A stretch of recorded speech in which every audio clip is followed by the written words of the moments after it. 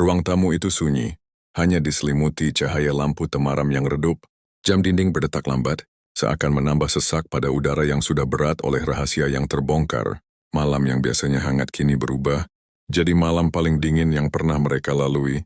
Ia duduk di kursi, tubuhnya membungkuk, wajahnya tertutup kedua telapak tangan.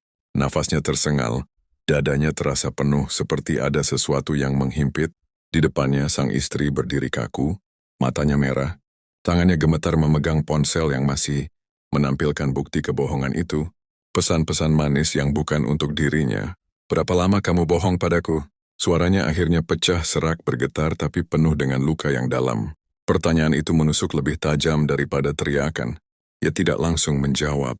Kata-kata terasa tertahan di tenggorokannya. Lidahnya keluh, pikirannya kosong. Semua alasan yang dulu ia simpan, semua pembelaan yang pernah ia rencanakan, kini runtuh begitu saja. Di hadapan tatapan penuh amarah dan kecewa itu, ia hanya mampu menunduk lebih dalam. Aku salah." Suaranya akhirnya keluar, pelan, hampir seperti bisikan. "Aku tidak bisa lagi menyangkal semua benar." Air mata mulai mengalir di pipi istrinya. Tangannya yang menggenggam ponsel bergetar semakin keras. "Kenapa? Apa aku kurang untukmu? Apa semua yang kita bangun selama ini tidak cukup?" Setiap kata terasa seperti belati yang menusuk jantungnya. Ia ingin menjawab, ingin mengatakan bahwa bukan itu alasannya. Ingin menjelaskan betapa ia pun terjebak dalam rasa yang salah. Tapi suaranya tercekat. Bagaimana mungkin ia menjelaskan sesuatu yang bahkan dirinya sendiri tidak mengerti? Keheningan panjang menguasai ruangan.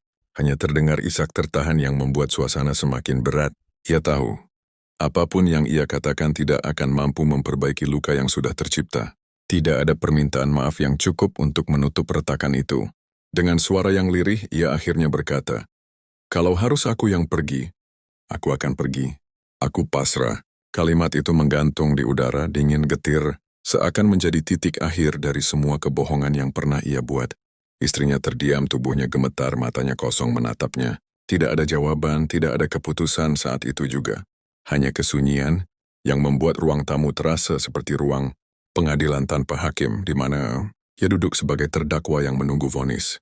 Dalam hati ia sadar inilah harga dari setiap kebohongan, dari setiap langkah yang ia sembunyikan. Ia telah kehilangan sesuatu yang tak ternilai. Kepercayaan. Dan tanpa itu rumah ini tidak lagi sama. Malam itu berakhir tanpa kata. Ia duduk terdiam, pasrah pada apapun yang akan terjadi esok. Sementara sang istri perlahan menjauh, meninggalkan ruangan tanpa menoleh. Suara pintu kamar yang menutup terdengar. Bagai dentuman terakhir, tanda bahwa cinta mereka, yang kini telah benar-benar berakhir.